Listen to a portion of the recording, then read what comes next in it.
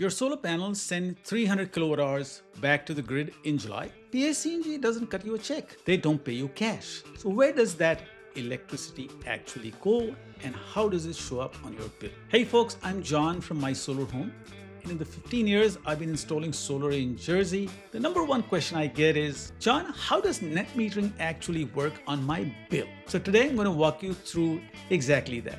PSE&G, JCP&L, and ACE, the monthly rollover, the end of year true up. Nobody explains that, and the one mistake that costs homeowners real money. Stick with me. This is probably something your salesman skipped. So let's start with what net metering actually is. Net metering in Jersey means your meter runs both ways. When your panels make more than your house is using, that extra power goes out to the grid, the utility keeps count, and they credit you at the full retail rate, the same rate you pay them to buy electricity. That's called one-to-one net metering. New Jersey still has it in 2026, and it is one of the best deals in the country. Here's how it shows up on your bill. The utility really doesn't care about every single kilowatt hour going back and forth all day. They look at two numbers at the end of the month: how much you imported from the grid and how much you exported. They subtract one from the other, and that is your net usage. That's what you pay for. Now, let me give you an example. I installed a 10 kW system for a homeowner in Hamilton last spring, PSE&G territory.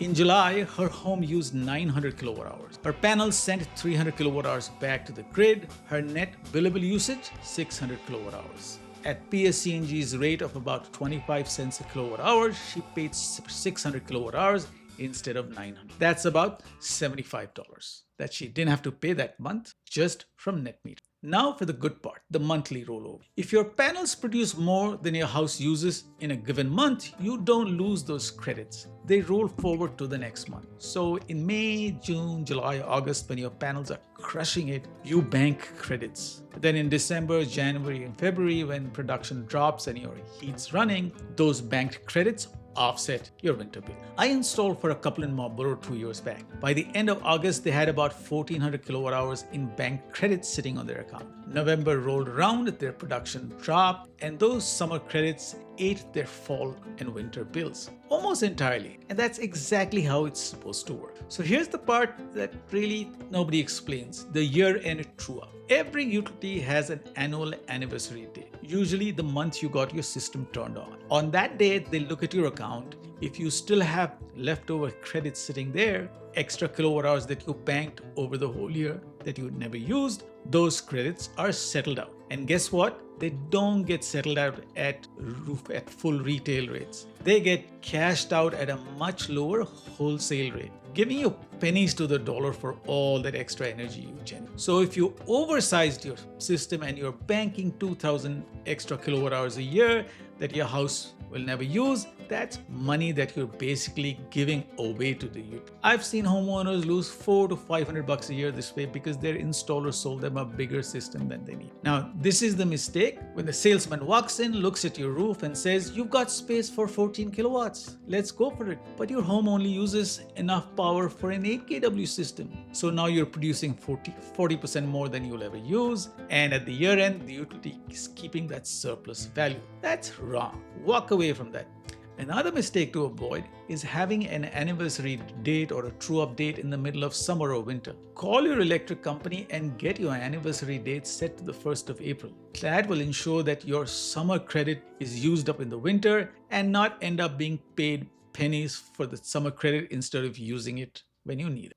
Me, I size systems between 90 and 110% of your usage. That is, you offset almost everything you bank, just enough to get you through winter, and you're not handing free credits to the utility. So let's talk about the three utilities and why it matters which one you're on. PSE&G is the biggest in Jersey. Retail rates around 23 to 26 kilowatt hours. Every kilowatt hour you send back is worth 23 to 26 kilowatt hours in credits. Every kilowatt hour you send back is worth between 23 and 26 cents in credits. That's the best net metering you can get in the state. If you're in Plainsboro, Princeton, Edison, anywhere PSE&G, the numbers on solar are very, very good. JCP&L covers a huge chunk of the state. Toms River, Morristown, all over.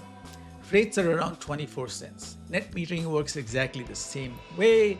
Credits roll over month to month. The true up happens on your anniversary. Make that 1st April. Atlantic City Electric ACE covers South Jersey, Cherry Hill, the shore towns. Rates are a bit lower, around 22 cents a kilowatt hour. Solar still pays off, just a slightly longer payback than the other two territories. Maybe 8 years instead of 7. Still a great investment. So what does this look like in real dollars? Let me show you the math from an install I did in Cherry Hill last fall. Homeowner used 10,000 kilowatt hours a year. ACE territory. Her bill was running about $200 a month, so $2,400 a year. I put in a 9.5 kW system sized at right around 110% of the usage. Her new bill?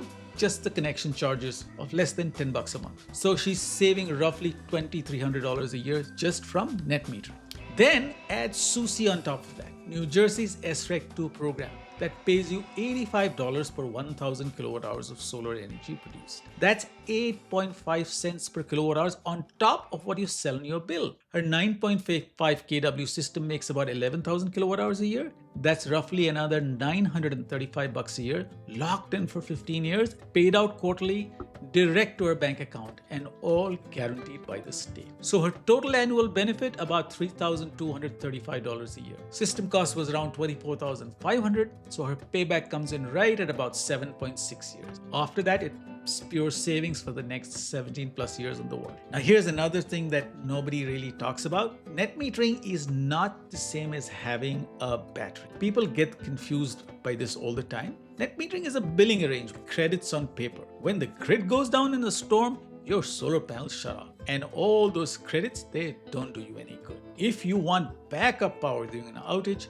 you need a battery. So those are two different products serving two different problems. So don't be a doofus who lets the salesman tell you that net metering means you got backup power. That's wrong. So here's my verdict for Jersey net metering in 2026. New Jersey is the one-to-one gold standard. And very few states still have it. California killed theirs, other states are cutting back, but Jersey kept it, and which is why solar payback here is 7 to 8 years even without the federal tax credit. Just remember the rule. Size your system right, 90 to 110% of your usage. Watch your true update. Don't confuse net metering with battery backup, and run from any installer trying to sell you a bigger system than you need just to pad their commission. Now, if you're in New Jersey or Pennsylvania and want a free quote, and I'll size it honestly, not oversized, reach out to me directly. Email solar@mysolarhome.us, call me at 609-908-3700, or visit my website, mysolarhome.us. Do like and subscribe. Until the next one.